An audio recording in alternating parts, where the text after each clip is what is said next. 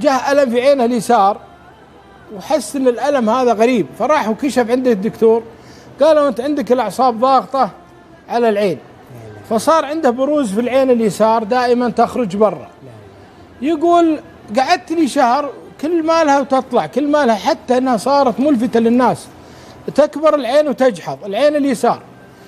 يقول ما بقى دكاترة في بلدي ولا في مستشفيات كبيرة متخصصة، حتى جاء عندنا في السعودية هنا وراح مستشفى الملك خالد العيون وقالوا له تتعايش مع الوضع هذا. الرجل في عمر 60، ولكن منظر العين صار منظر ملفت للنظر، اللي في الشارع الغريب يناظر يستغرب منظر، وكل مالها وتزداد جحوظ العين عن يساره.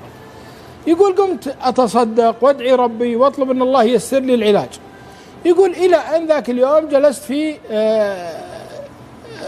صالة انتظار عند أحد الدكاترة المتخصصين في الأعصاب والمخ، قلت يمكن السبب في المخ والأعصاب. يقول جنبي رجال ما هو من بلدي، يقول قعدت أسولف أنا وياه وشاف عيني وقال أنت هذه المفروض تروح عند دكتور عيون. قال أنا جيت دكاترة العيون، قالوا أيضا رح لدكاترة المخ والأعصاب لعل الله سبحانه وتعالى يجدون السبب الرئيسي اللي يضغط على العين، فأنا جاي الآن عند هالدكتور لعل الله ينفع بي. يقول يناظر عيني ويناظر عيني، قال ايش رايك؟ روسيا مشهورة مثل هذه الأمراض الخاصة بالعيون والعمليات الخاصة، ليش ما تروح روسيا؟ قلت والله أنا ما أعرف عن روسيا شيء ولا. قال رح، ترى في روسيا في العاصمة موسكو فيها مستشفيات متخصصة العيون. قلت خير إن شاء الله. يقول ما أخذت كلامه على سبيل الجد، دخلت عند الدكتور وسوى لي فحوصات وسوى لي أشعة مقطعية، وأيضا قال لي الدكتور يجب أنك تتعايش مع الوضع هذا.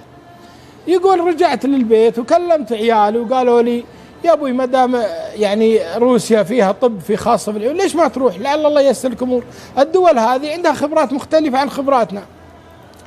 يقول قلت لعيالي أحد يخاويني منكم؟ قالوا والله يا أبوي اللي عنده وظيفة واللي عنده شغل. قلت تدري أبى أروح والله، وحجز واركب. أنا لغتي الإنجليزية بسيطة والروسية بتعرفون كثير منا ما يفهمها. يقول واروح روسيا وادخل العاصمة موسكو والقى لي ناس عرب واجلس عندهم واسأل عن مستشفيات العيون المتخصصة، دلوني على مركز طبي متخصص، سووا لي فحوصات، علموني نفس الكلام. سبحان الله. يقول يوم طلعت قال لي واحد عربي موجود مترجم في قال شوف أنا مرت علي مثل الحالة هذه وعلاجك في البلد الفلاني تبعد 1500 كيلو عن العاصمة موسكو. قلت طيب شلون أوصلها؟ قال توصلها بالقطار، القطار رقم كذا 17 تقص عليه والقطار رقم 18. يقول في 3 قطارات لازم أركبها علشان أوصل 1500 كيلو اللي وصفوا لي لها. يقول جيت عند القطارات، يقول وانا اتكسر وياهم علموني تذكره حقت رقم القطار رقم 17 والقطار رقم 18. يقول لازم تنتبه تنزل في القطار اللي مخصص لك، من يوم تنزل القطار تركب الثاني. يقول بالفعل ركبت، جيت محطة القطار ركبت القطار الاول، ركبت القطار الثاني. يوم جيت اركب القطار الثاني واركب قطار مختلف عن قطار، ركبت وانا ساكت ما ادري، حسب اني على القطار الصحيح. القطار هذا بيمشي مسافة هي أطول مسافة حدود 700 كيلو. يقول قعدت، يقول واسمع 2 يتكلمون عربي وجي جنبهم، واحد عراقي وواحد ما أدري من كردستان بس يتكلمون عربي، واجلس بينهم وأسلم عليهم وأسولف أنا وياهم. يا الربع يوم شافوا تذكرتي قالوا يا معود هذا مو برايح للبلد اللي انت فيها. قلت شلون؟ هذا قطار رقم 17. قال لا هذا مو 17، أنت الحين الله يعينك إذا وقف القطار تركب قطار بكرة وترجع يوم وتركب القطار الثاني يروح، يعني بيروح عليك يومين.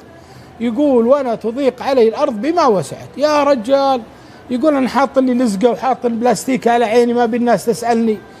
يقول ويضيق خاطري. قال واحد منهم اللي من كردستان قال يمكنها خيرة، يمكن الأمر خيرة لك. قلت خير إن شاء الله. يقول في هالأثناء ضاق خلقي وطلبت، قلت يا الله يا الله إنك تفرجها علي، في بلد غربة وجايين أدور العلاج، يا رب لا تردني خايف. يقول كثرت من الدعاء والإلحاح على الله. يقول وأنا قاعد بين هالرجاجيل يشوفون عيني، قالوا أنت رايح تعالج عينك؟ قلت إيه؟ قال الله يشفيك. وحنا قاعدين، يقول في القطار ناس تبيع، هذا يبيع سندوشات وهذا يبيع مدري إيش. جاء واحد الله يعزكم ملمع أحذية وجاء عند الإخوان وجاء عندي، قام يلمع حذاء واحد منهم وعينه علي، يناظر وعينه علي. فقام يتكلم روسي مع العراقي، العراقي يعرف روسي، انا ما ادري ايش الهرجه، اثره يقول قل خويك انسانه يبيني اعالجه بعالجه ب$500 على عينه. فقال لي يا معود الرجال هذا ماسح الاحذيه، يقول عطى $500 ويعالج عينك. قلت الحين هالمستشفيات وهالدكاتره والمراكز التخصصيه ما عالجتني، يجي ماسح الاحذيه. قال انت ايش خسران؟ انت الحين دافع لك $3000-4000، ادفع له $500، اذا عالجك اعطيه اشرط عليه. قلت خلاص قل له ان عالجتني بعطيك $500. التفت للرجال قال موافق، قال خلاص. قام هو راح الله يعزكم غسل يده، انت يا راعي البويه، ورجع. يوم رجع وخر الكردستاني، هو في كرسي قدامنا يقول الله يعزكم يقعد قدامي ويشيل ويفسخ الجزمه ويفسخ الشراب ويبدا يمسك رجلي اليسار، يقول يقوم يعصر فيها. والله يقول انه يوم وصل عند عرق معين وضغط عليه طلعت عيني زياده. قلت بس وقف. يقول عيني احس انها بتطلع. قال لا اصبر يأشر علي، ينزل تحت ويضغط له عرق ثاني وينزل تحت. يقول يوم جاء عند ذاك العرق، يقول يوم ضغطه ضغطه قويه يقوم بدت العين ترجع. يقول كل ما ضغط رجعت العين، كل ما ضغط رجعت العين، حتى انه ضغط ضغطه آلمتني في رجلي، لكن من السعاده ان عيني احس انها رجعت لوضعها الطبيعي تماما. ويوم ضغطها ولا العين ما فيها شيء، سبحان الله، بدت الاعصاب تسحب العين وترجع بها ورا. المهم والله يا اني ما كأن فيني شيء، وافرح واقبل راس راعي البويه هذا ماسح الاحذيه. يقول من الفرحه اني اعطيته $500. سالت العراقي قل وين لقى العلاج؟ انا ما بقى مركز ما جيته. فسال ماسح الاحذيه عمره كبير، قال حنا كنا في الحرب الافغانيه الروسيه وكنا نعالج المصابين من هذه الحرب، ومن ضمن العلاجات اللي استفدتها من الافغان انهم يعالجون بالاعصاب حقه الرجل. فكانوا اذا جاء واحد في مشكله في عينه ولا هذا يضغطون الاعصاب حتى يلقون العصب اللي خاصه بالعين ويضغطونه فترجع العين وضعها الطبيعي. فاخذت بعض الامور، ويوم شفت عينك تذكرت مصاب انا عالجته في افغانستان وقلت ربما منها تنطبق عليك العمليه. والحمد لله يا اخوان، هذه جت على اهون سبب.